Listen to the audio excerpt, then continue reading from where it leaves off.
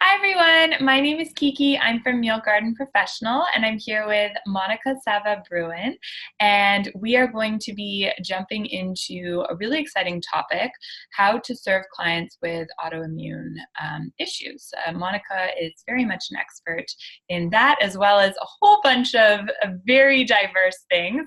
So I'm sure we're going to address a lot of different stuff. Now, first, I just want to introduce Monica properly.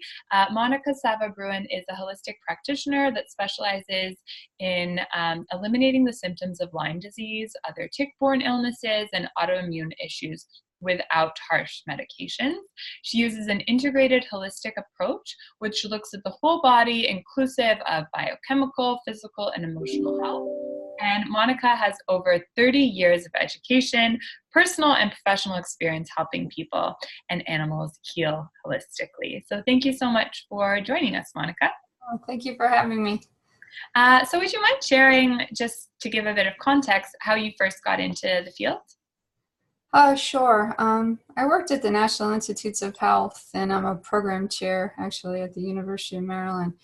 And years ago, I ended up getting Hashimoto's disease. This was my first one. And then I had endometriosis, and also almost died, I guess, about 15 years ago from tick-borne illnesses. So actually got last rites on that one. So, Oh my God. So with all of that, so I kind of have a Western medicine background. I have a PhD, I have a functional diagnostic nutrition degree, I have a holistic nutrition. I have a lot of degrees, and I'm an herbalist. Like I said, I still am a program chair at the university. But after getting the tick-borne illness, I went the Western medical route, and most people that go the Western medical route, like, let's just say, food as medicine is not like a huge component of that. So after I did some harm to myself on that route, like I kind of just went back to my roots, and my roots are like being an herbalist and a holistic nutritionist. So I started to I completely didn't take any antibiotics, and and basically healed myself. It took a really long time. I had to deal with the autoimmune aspect. I didn't just have one tick-borne illness either. I got slammed. I had several tick-borne illnesses. So I consider myself probably, let's just say, a leading expert on that one. I've been researching that for over 20 years at this point. So, so I can tell you is I was able to use food and herbs and holistic approaches to actually get my health back and actually undo the damage of all of the antibiotics and things that I did to myself. And so how is it that you work with clients today? Are they in similar states? Do they come to you in similar states? And how do you sort of structure that, knowing firsthand experience how you did it for yourself? Is there like a protocol that you just kind of flip onto the client, or how does that? No, there's not a protocol that I just flip onto the client. I'm actually kind of militantly against the canned protocol, because when you had a tick-borne illness or an autoimmune issue of any kind, and personally I kind of feel this way about everything, like each individual person is each individual person. Like, you're not like anybody else. So I literally take an insane health history of this person and try to figure out what the best approach is to help them get their optimal health back using, non-prescription type, literally holistic lifestyle methods to help them regain their health. So is that usually in person or online? Both. Honestly, it's both. Okay. If someone's able to actually see me in person, because I'm in Newtown, Connecticut, so if somebody's actually able to get here, I would actually love to see them in person. But a lot of times people are too sick to, even people that are here, people that have neurological Lyme disease know, even if somebody was a mile away, sometimes they're too sick to get here. So that's when we use things like Zoom or, other types of things where I can work with them from a distance. But again, the things that I'm using are food as medicine and herbs and lifestyle changes and things like that. And all I can tell you is I have like an amazing success rate on reversing these like horrible chronic illnesses that like completely take away people's lives. And a lot of times, like, you know, it depends that there's all different levels of someone's illness too. But I don't take like a lot of people or animals on at the same time because of the amount of time I work with people. Like it's a lot of work, you know, and can you give us a brief overview just for professionals watching that aren't familiar with even what Lyme disease is? Lyme disease, you know, Lyme, people say Lyme disease, but usually it's more like tick-borne illnesses because very rarely does somebody just get Lyme. If they just get Lyme, I consider them extremely lucky. So like CDC will tell you that there's like on average 300,000 cases of Lyme new a year right now. Like, but they'll also tell you that it's underestimated by God knows how much measurement error. And again, one of my degrees is a PhD in mathematical statistics. I can tell you that that's extremely yeah, not even close to. There's probably 300,000 cases like in Fairfield County in Connecticut every year. So that, I mean, it's that bad. There is tick-borne illness in every single state right now. I actually don't know anywhere where there's really not any tick-borne illnesses.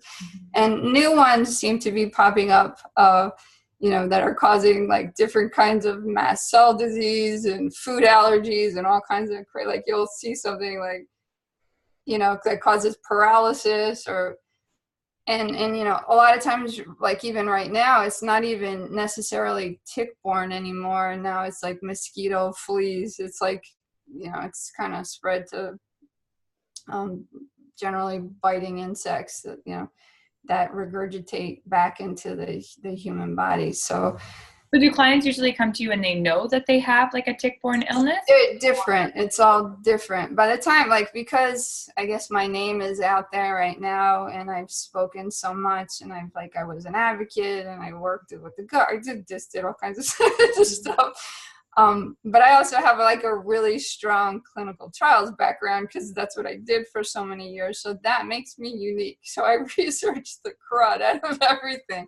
Yeah. So I'm able to kind of like get through the weeds, so to speak, in terms of the research and what's coming out. So it could be both. Like, would I prefer that somebody just got bit and then they, of course, you know, as opposed to somebody that like can't get out of bed, can't speak, can't walk, which is where I was. You know, I had neuropathy over probably 9/10 of my body. I wasn't able to speak. I wasn't able to walk. If you can believe that, like my family will be like, yeah, you know, now I never shut up. So the concept of like, I literally couldn't speak. And I did get like, went into 5 hospitals, got last rites, and it was a horrific, scary experience. So I kind of went into this like just trying to make sure other people don't have to experience the same type of thing. So yeah, and one of your main sort of mission statements is how to use food as medicine. So can you talk about how you weave that in with your patients, sure. clients, or whatever you call them? It's a huge component, you know. So, you know, as whether someone's like working with another practitioner and they're on antibiotics, you know, like it's also doing damage. So you might actually be killing bacteria or parasites, but you're also doing damage to someone's digestive tract and their immune system and their adrenals. And it's pretty extensive depending on how long somebody was on some kind of specific drugs. So that person might come to me, or the person, like I said, who just has like debilitating symptoms and finds out that they have Lyme through whatever test they took. Food is a huge component because number one, regardless, like I said, of even if you're still on antibiotics or herbs or whatever you're using, you're killing off bacteria and parasites and stuff, and you don't want to feed it at the same time, obviously. So, and you also have like a huge inflammatory issue going on at the same time also. So there's all Is there certain diet types or like food groups, like to get into the specifics of? there I know are. that you said like everything is so custom to the individual, but It is. So you'll generally do like a food allergy panel, like an IgG delayed food allergy panel to determine like what someone's actually like causing the inflammation, because you want to knock down the inflammation. And like I said, depending on how many antibiotics and a lot of stuff, this person may also have leaky gut. This person may also have like all SIBO, like all kinds of issues. So you don't really know what you're getting. So first, like you have to determine those types of things, and then helping that person. Like, so a typical person, like you're knocking out gluten, for example, because gluten is one of the main things that causes inflammation in almost everybody. So you're knocking can you out. talk about some of the other ones that would like mainly cause inflammation? Cow's milk would be another one. So like the three biggies for me, like off the bat, like before I like I could just say these are like almost for everybody. Yeah. Would be gluten, cow's milk, and sugar.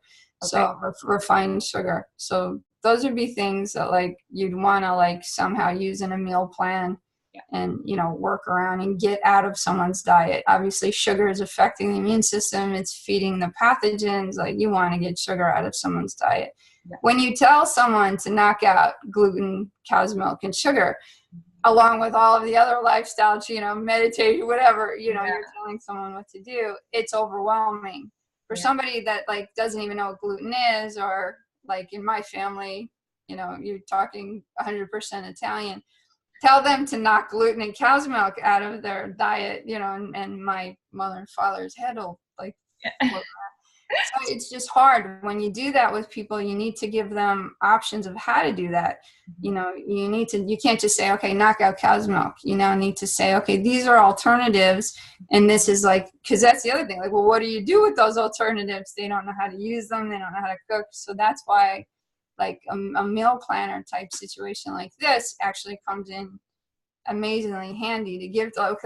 So you take all that stress away from people. It's like, okay, here are some like recipes, entire meal plans that are built around taking gluten, cow's milk, and sugar out, so that you don't have to like research this also, because they're sick, and they can't go and try and figure out how to knock gluten out. So it makes it easier for them to be compliant. It takes away a whole bunch of anxiety, which, is also going with this illness, any kind of chronic illness. Like the people are depressed, they're filled with anxiety, and they need hope and they need help. So this gives them like a piece of the puzzle. So. And you bring up a good point. Is in your case, are you ever actually just providing meal plans and recipe collections to their caregiver rather than them themselves? Or is it generally you're working with people that can actually? All different. Honestly, all different. It depends on what the person's working with me for. Yeah. So like if the person's actually on antibiotics, because I can't prescribe antibiotics, I'm not allowed to diagnose and treat. So if the person's on antibiotics, I could be working with their physician, technically as like a clinical holistic nutritionist on that respect. If the person's just working with me as like a holistic practitioner, then again, I'm, focusing on diet as a main, thing in order to help them optimize their health. So just out of curiosity, why it's cow's milk, but goat's milk and sheep's milk would be okay? I can't, no, they wouldn't. But cow's milk is like initially what I usually start people with. Is cow's milk. Okay. I kind of like to knock down animal products in general, but not eliminate them. So not go vegan. Although people will be watching this like, vegan's better. Vegan's hard. Vegan's very hard because you're not getting cholesterol and these people are sick, and if you're vegan, you need to be able to figure out how to get all of the nutrients that are necessary to support your mitochondria. And again, these people are sick. So we have to make sure like the damage that was done at the cellular level is actually being addressed. It's literally down to the mitochondrial level. So, we're using food as a medicine, like down to the mitochondrial level. Like, and then you have detoxification issues. So almost all of these people have detoxification issues, or, so Can you talk about some of the foods that you generally add in to help support and maybe help support detoxification issues? Because a lot of our professionals come in and they're like, oh, I want to do a detox meal plan, or like, where are your detox meal plans? So for you, what would detoxification support foods look like? Or even just,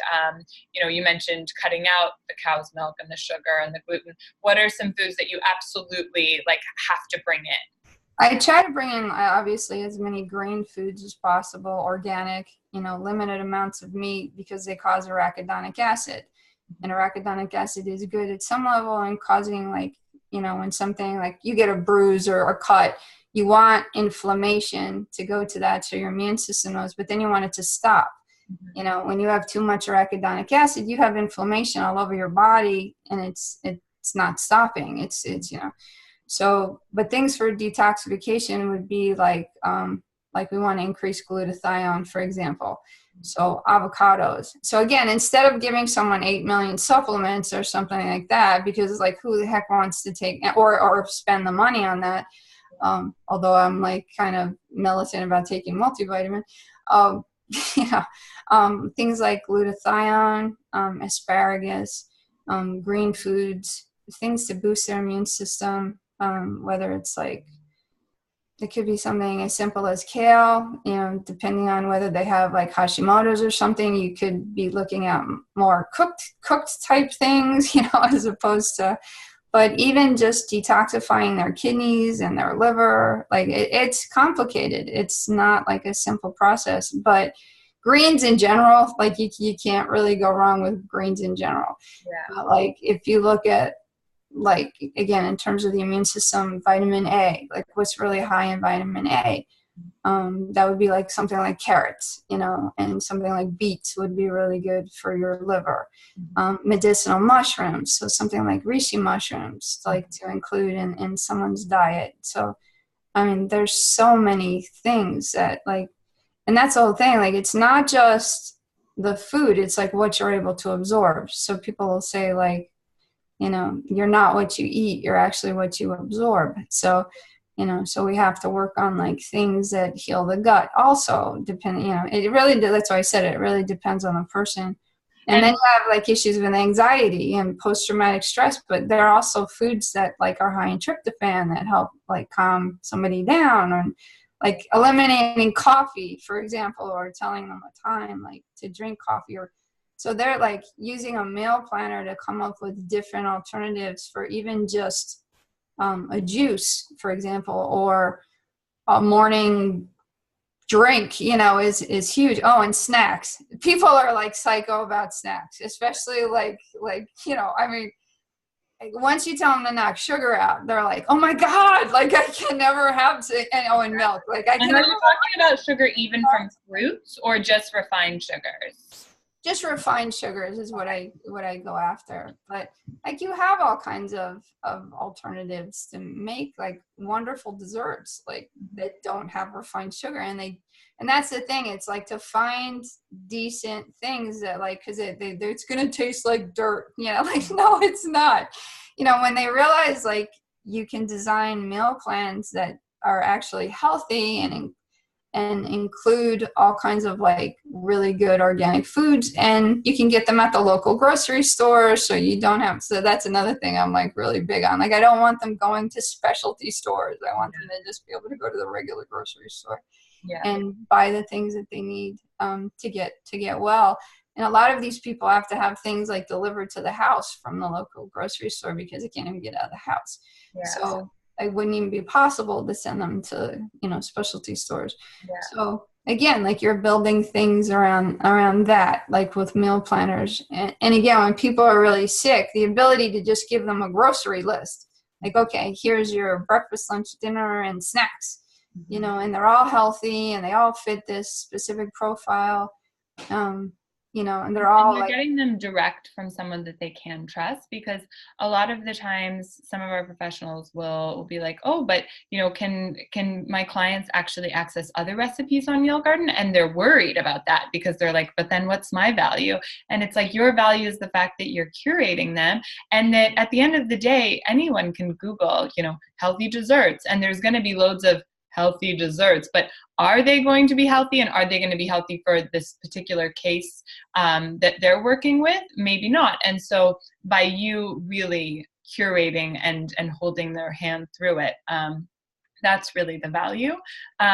Now, do you find that generally when you're working with clients, is it better to give them just recipe collections and then kind of tell them like, okay, do it yourself and kind of build your own plans, or do you find that structured 7-day meal plans with breakfast, lunch, dinners, and snacks already? I usually design like right now I have something like that I designed called like the Star Diet that I have offered for people.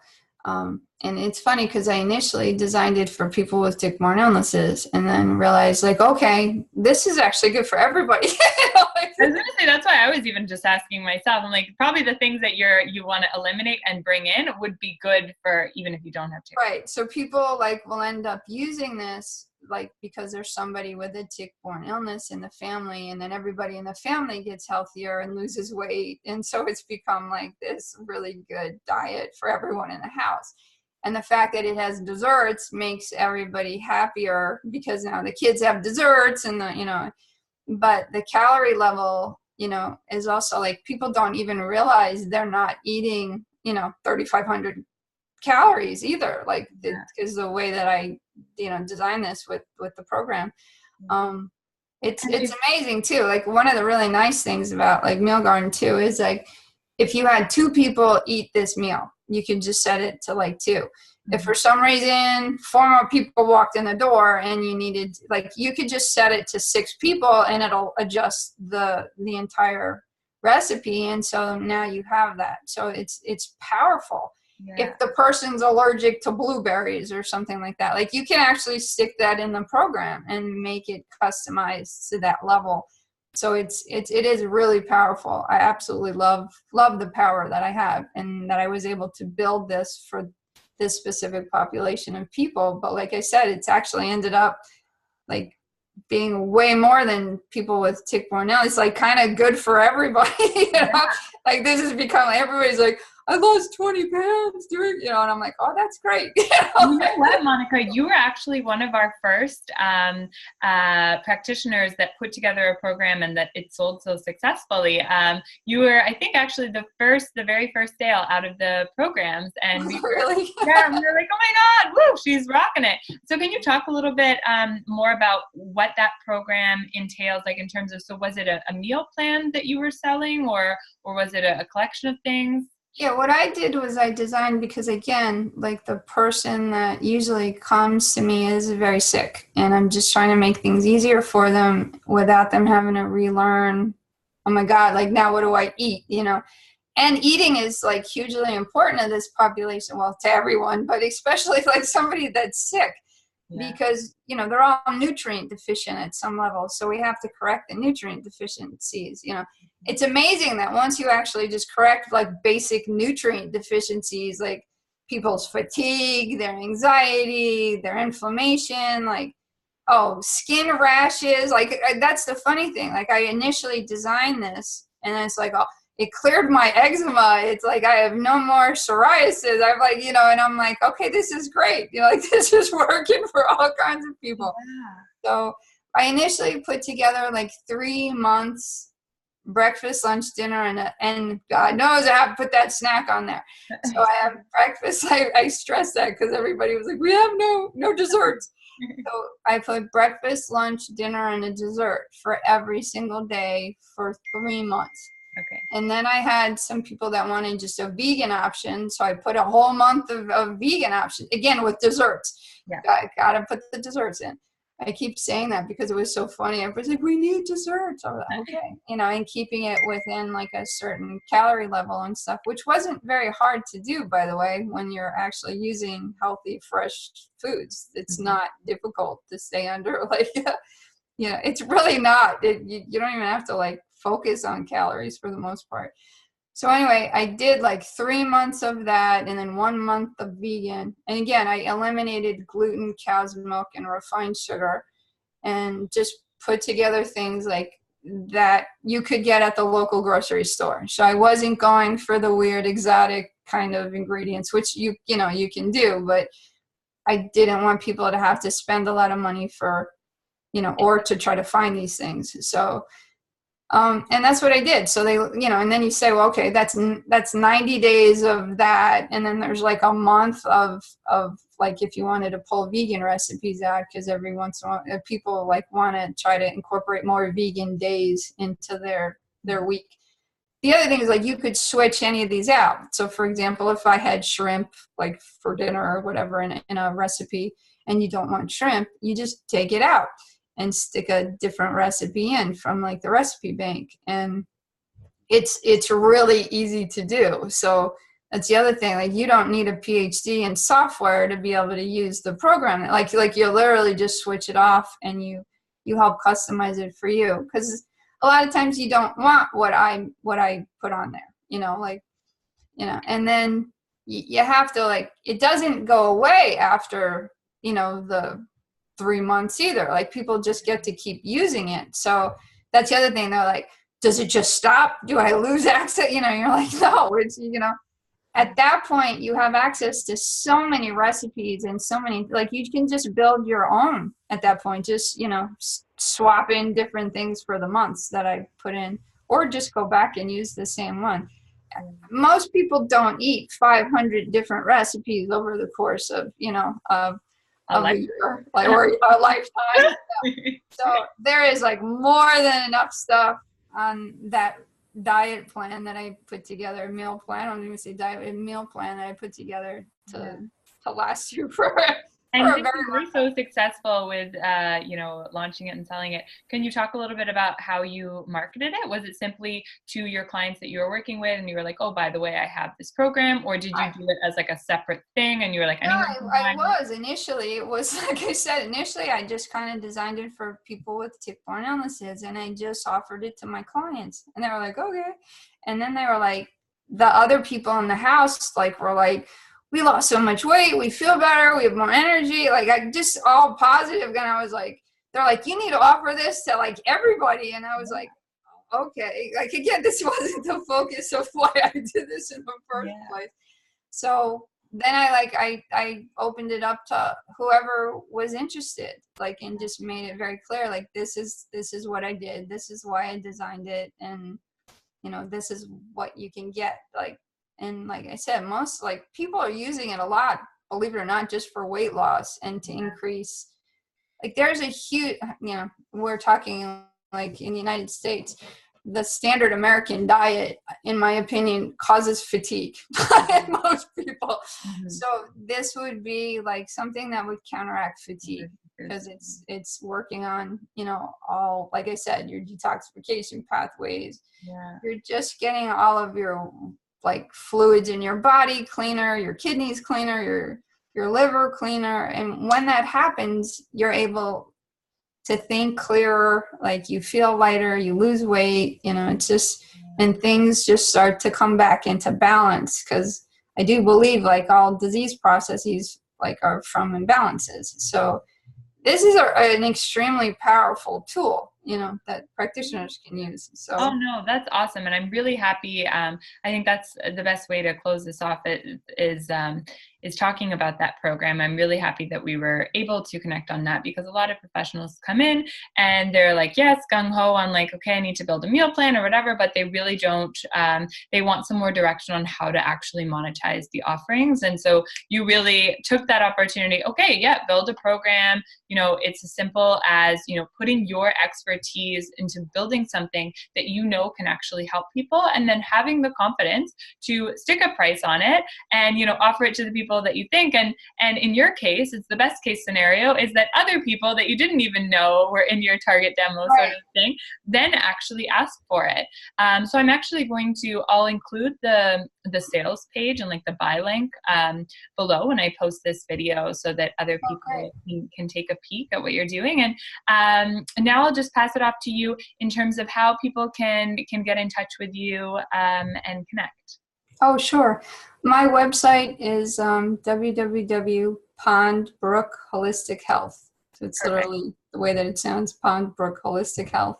And then on Facebook, you can just search for Dr. Monica Bruenn, and you'll come up with like my farm site, which is Palmbrook Horse and Herb Farm, or you'll come up with like Monica, basically it's Dr. Monica Bruenn, Holistic Lyme Practitioner. Because again, like my niche is tick-borne illnesses, even though I'm working with animals and people and all kinds of stuff. So perfect, and I'll include those links as well. thank So thank you so much, Monica. I learned so much, and I'm excited to go try your STAR program, actually. Thanks. So thank you again. We'll chat again soon. Thank you. Bye. Bye.